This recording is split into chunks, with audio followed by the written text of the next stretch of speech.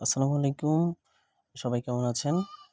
ইতিমধ্যে আপনারা যারা Facebook ইউজ করতে পারতেছেন না, আ তো তাদের জন্য আজকের এই ভিডিওটা।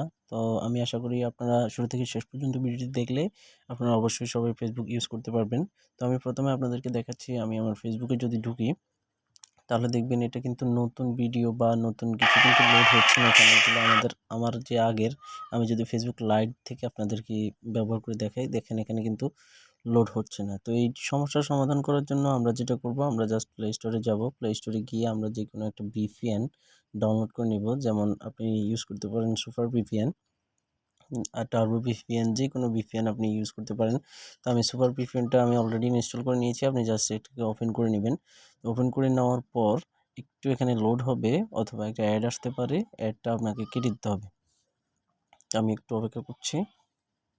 তো আপনারা দেখুন লোড হওয়ার পরে কিন্তু এখানে VPN এর এই অবস্থাতে চলে এসেছে। অ্যাড আসলে আপনারা সেটা কেটে দিবেন। আপনারা কিন্তু চাইলে এখানে অটো সিলেক্টের জায়গায় এখানে যেকোনো দেশ কিন্তু আপনারা সিলেক্ট করে নিতে পারেন। তো আমি কি করব, অটো সিলেক্টেই দিব। তাহলে দেখা গেছে যে বিষয়টা খুব ইজিলি সিলেক্ট হয়ে যায়। অনেক সময় নির্দিষ্ট দেশ দিলে অনেক সময় হতে চায় না। তো আমি জাস্ট এখানে কানেক্ট অপশনে ক্লিক দিব।